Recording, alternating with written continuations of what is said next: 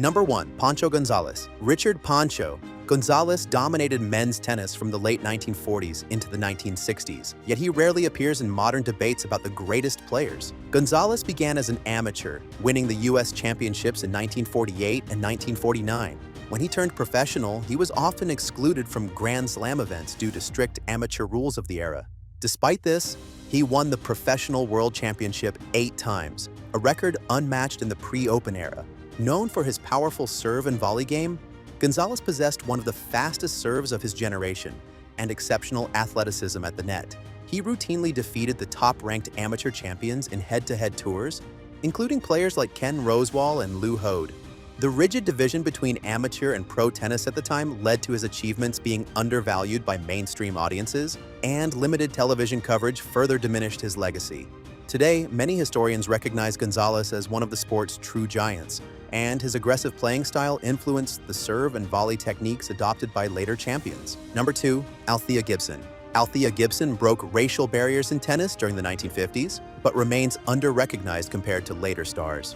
Born in South Carolina and raised in Harlem, Gibson faced systemic segregation that restricted opportunities for black athletes in the United States. She became the first African-American to compete at the U.S. Nationals in 1950 and at Wimbledon in 1951. In 1956, Gibson won the French championships, making her the first black player to win a Grand Slam title. She went on to win back-to-back Wimbledon and U.S. national championships in 1957 and 1958. Gibson's game was characterized by aggressive baseline play and powerful serves, traits uncommon for women at the time. Her mental resilience allowed her to withstand both on-court and off-court prejudice. Despite her Grand Slam success, Gibson retired early due to lack of financial support, as the professional tennis circuit for women was not yet established. Her pioneering role paved the way for later champions like Arthur Ashe and Serena Williams, but her story is often overshadowed in tennis history discussions. Number 3. Lew Hoad. Lew Hoad was an Australian tennis champion renowned for his explosive athleticism and all-court skills, yet his name is rarely included among the all-time greats. Hoad emerged in the 1950s as part of Australia's tennis golden era, winning 4 Grand Slam singles titles between 1956 and 1957. He captured the Australian Championships twice, the French Championships once, and Wimbledon once. Hoad's physical strength, powerful serve, and agile volleying made him dominant on both grass and clay. He played a crucial role in helping Australia win multiple Davis Cup titles. In 1957, Hoad nearly completed the Grand Slam, losing only the U.S. Championships final to his countryman and doubles partner, Ken Rosewall. Hoad turned professional in 1957, limiting his eligibility for Grand Slam events, and recurring back injuries curtailed his career. While contemporaries like Rod Laver and Roy Emerson continued to amass major titles, Hoad's brilliance in his peak years earned him the respect of peers, including Laver, who later called Hoad the best player I ever saw. Despite this, his legacy is less visible to modern audiences due to his short prime and the amateur-pro divide of his era. Number 4. Evonne Goolagong. Evonne Goolagong achieved Grand Slam success in the 1970s and early 1980s, but her legacy is often overshadowed by contemporaries such as Chris Evert and Martina Navratilova. Born in rural Australia and of Aboriginal descent, Goolagong broke through social and cultural barriers to reach the top of women's tennis. She won 7 Grand Slam singles titles, including 4 Australian Opens, 2 Wimbledon championships, and 1 French Open. Goolagong was known for her graceful movement, elegant footwork, and natural feel for the game, often drawing comparisons to earlier greats for her effortless style.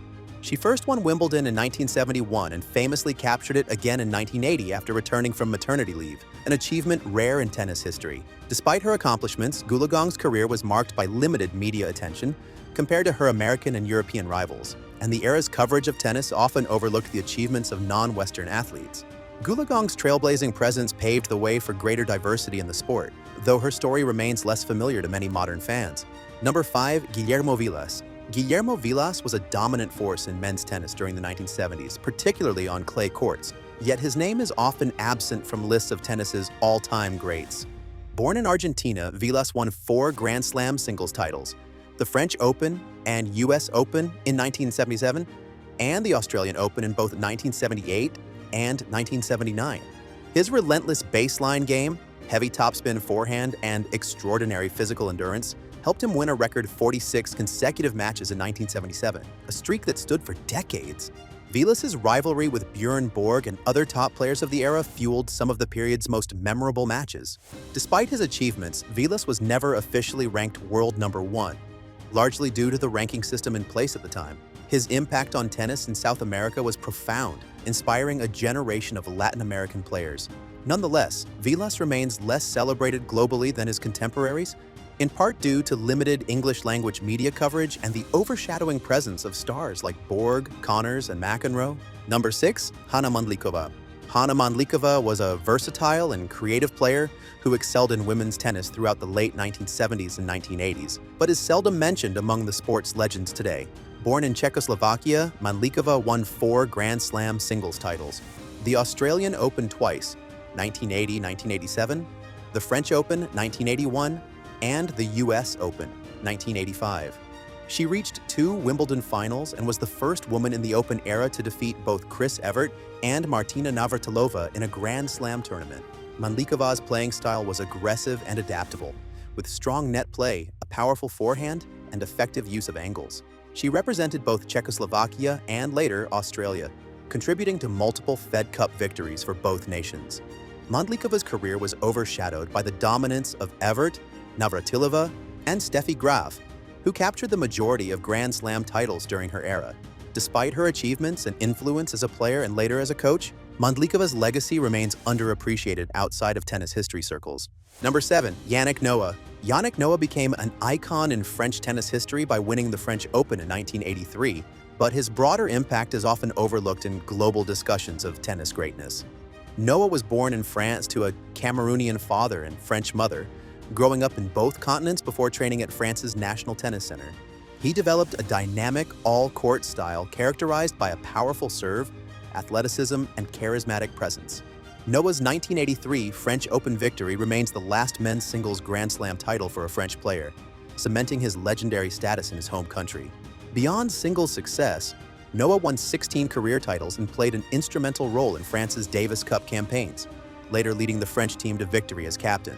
Off the court, Noah became a successful musician and philanthropist, further broadening his influence. Despite his achievements and enduring popularity in France, Noah is often excluded from conversations about all-time tennis legends due to a relatively modest Grand Slam tally, and the prominence of other international players during his era. Number 8. Virginia Ruzici. Virginia Ruzici made history as the first, and so far only, Romanian woman to win a Grand Slam singles title. Yet her achievements are rarely discussed outside specialist tennis circles. Ruzici captured the French Open in 1978, defeating Mima Jaušovec in the final. Throughout her career, she reached the semifinals or better at all major clay court events, and was a consistent top 10 player during the late 1970s and early 1980s. Ruzici's style was built on steady baseline rallies, intelligent placement, and tactical resilience, allowing her to excel particularly on slower surfaces. In addition to her singles success, she won the French Open women's doubles and mixed doubles titles, showcasing her all-around versatility. Ruzici's accomplishments had a significant impact on the growth of tennis in Romania and helped inspire future stars, including Simona Halep, whom she later managed. Despite these contributions, limited media coverage and the dominance of Western players in major tournaments often left Ruzici's name out of mainstream tennis history. Number 9. Rosco Tanner. Rosco Tanner was known for possessing one of the fastest serves in tennis history and achieved notable success in the late 1970s, but his name is rarely mentioned among the sport's enduring greats. Born in the United States, Tanner turned professional in 1972 and quickly gained a reputation for his powerful left-handed serve, which regularly exceeded 140 mph, a remarkable speed for the era. His breakthrough came in 1977 when he reached the finals of the Australian Open, and in 1979 he won the title, defeating Guillermo Vilas. Tanner also reached the Wimbledon final in 1979, narrowly losing to Bjorn Borg in a memorable 5-set match. His aggressive serve and volley style was ideally suited to fast grass courts, and he captured 16 singles titles during his career. Despite these accomplishments, Tanner's career was overshadowed by legal and financial troubles after retirement, and the rise of other American stars like John McEnroe and Jimmy Connors. As a result, Tanner's contributions and on-court achievements are often overlooked in modern tennis retrospectives.